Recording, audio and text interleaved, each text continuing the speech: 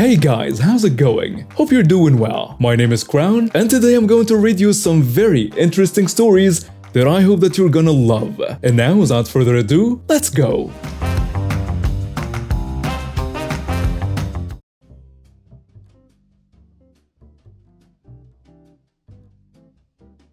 This happened in early December last year. I'm driving home from school one afternoon and I accidentally cut off a lady in a big Suburban. I quickly got back into my original lane and waved an apology after she honked at me. I was a bit tired, so I missed her in my blind spot. I thought that would be the end of it, but boy was I wrong. My one careless move triggered a series of road rage incidents from her that I never thought anyone would be capable of resorting to. First, this woman speeds around me and aggressively cuts me off and brake checks me very hard. Mind you, the speed limit was 45 miles per hour, and I was already doing 50. She had to be passing me at no less than 70. I gave her some room in case she brake checked me again, which she did, bringing our whole lane down to 50 miles per hour, all while flipping me off outside her window. I have a dash cam, so even if I hit her, I could have taken the insurance payout. The dealing with insurance is too much of a hassle, and I love my car, so I didn't want to damage it. Other cars start passing us, so I try to do the same, but she drives in front of me again. Eventually, she lets me pass and I wave her sorry again, which she responds to with a finger. Finally, we stop at a red light, and she pulls alongside me, yelling at me to roll down your window, you N-word. I'm not even black. Of course I don't, in case she pulls something out on me. Other cars are honking at her for blocking my adjacent lane while yelling at me, but she gives zero care. Once the light turns green, I make a loop around the block to try and lose her, but to no avail. I even haul down an open road to see if she gives up. My car is heavily modded so it can comfortably smoke her SUV, but she persists. I'm thinking, what kind of person has this much time on a weekday to follow someone around? Had I driven home, she could have come back later and did God knows what. So finally, I resort to calling the cops. Unfortunately, I am right at the boundary of 3 counties, so I get bounced around dispatchers for about 5 minutes before finally ending up with the right jurisdiction. I explain my situation, and the dispatcher directs me to drive towards the nearest police precinct, while an officer tries to intercept us. During the conversation with the dispatcher, she's still flipping me off, and the dispatcher can hear her honking. That's how close she was tailgating me. It's been over 30 minutes since the original incident. Seriously, who has this much time? I stay calm and continue to relay to the dispatcher where I am as I pass intersections. Finally, after what felt like an eternity, I saw a Dodge Charger speeding up behind us. I couldn't tell if it was a patrol car, as it appeared to be an undercover vehicle. No blues and reds yet, so I confirmed with the dispatcher if there was an officer behind us. It was. Once I saw the lights come on, I pulled over and she promptly followed. As I parked in some church lot, this jerk dove out of her car, and only then she noticed the Christmas tree of lights behind us. The look on her face was priceless. And what does this dumbhead do? She darts toward the officer's car. The officer quickly commanded her to stop, which this bag of meat seemed to understand. Not long after, his corporal and another officer arrived. Now I'm still sitting in my car waiting for the officer to come to me. I hear the witch making up some nonsense story, and in a few minutes he comes up to my window to hear my side. The moment I stepped out of my car to talk to him, she yelled at me, "You suck at driving." This was retaliated by the officer yelling at the woman. I told him my side and about all the brake checking and racial slurs, and she obviously denied it. The instant when I mentioned that it was all on dashcam, her face went pale. The officer saw all the brake checks, excessive speed, and tailgating once I pulled up the footage on my phone, and he then asked me if I wanted to press charges. Of course I did. They searched her SUV and found an unregistered Glock underneath the driver's seat, and a tiny bag of weed, which isn't legal in my state. This woman got arrested for reckless driving, endangerment, possession of marijuana, and a couple of other things. I was just told to drive carefully with no ticket. Before I go into why this specific nurse in my psychiatric hospital deserved the googly eyes, I should mention that this woman is an exception and the people working in psych hospitals are generally great people. Psych hospitals, at least in countries with well-funded healthcare, are a great resource to get better. 3 years ago, I, female 24 at the time, spent a total of 12 weeks in a psychiatric hospital for severe depression and PTSD. On my second day during a group feedback session, a patient asked for a window to be opened. A nurse, the wrinkle, named after the prominent scowl wrinkle between her eyebrows and the fact that her name rhymed, responded, "Are you dumb? It's February." I immediately hated her.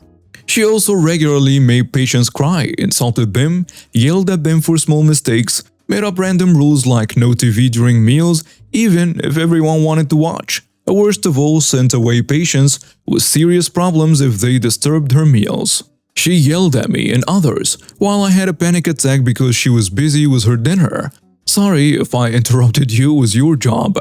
We reported her multiple times, but the hospital couldn't do anything because she had a fixed contract and they already had a staffing shortage. With the complaints not working, even her ignoring patient emergencies not having any consequences, and us being unable to do anything bad was at risk of losing our treatment spots, we were left with petty revenge. So a patient friend, male 26, and I bought a large pack of googly eye stickers. We started putting googly eyes on a rule paper with random new made-up rules only applicable during her shift that she hung on the office door. Then on her photo, which hung in a lobby, was all the other employee photos. The wrinkle started angrily taking those down, but we added new googly eyes during her every shift. Other young patients started joining in by putting googly eyes in all common areas where she was. The friendly dinosaur at the sink reminding you to wash your hands. The coffee machine, the fridge, the magnet on the timetable magnet board, the calendar, the entry sign and the office door all got googly eyes. And it pissed the wrinkle off. Every shift she would be too preoccupied searching for all these taunting googly eyes to yell at patients. The doctors and therapists, not knowing the reason for all the googly eyes, started encouraging us to continue being silly and having fun decorating the ward. We all started sticking googly eyes to our foreheads and running around like some sort of mental patients from the psych hospital. When in Rome, the wrinkle eventually retreated and left us patients alone. I left 4 weeks into our googly terror campaign, but patient friends reported that the wrinkle soon left the ward. And even months after I left, my therapist still found random googly eyes and said they reminded him of us. As you can tell, it's not all sad on the depression ward. The patients have a lot of dark and silly humor, and when you're bored, have no reputation to lose, and start to rediscover fun. Day to day, life becomes very silly. Between choppy, punny karaoke, rollerblade table tennis, and jello sculpting. Getting forcibly admitted to the psych ward was, despite one mean nurse, a life-saving and actually enjoyable experience. Years ago, roughly 2010, when I was doing pizza delivery, I delivered on campus. Pretty standard procedure. Call the customer and wait in the parking lot. Buddy comes down, hands me money, takes the pizza and walks away. Then he starts to run. I look in my hand and one of the $10 bills is ripped in half, and the 20 is horribly counterfeit. Dude's already back in his dorm, and it's pass activated, so I can't even get in. Then I remembered I have his number in my phone from when I called him. So I call the store, tell them what happened, and they mark his number as a prank caller. So no more deliveries.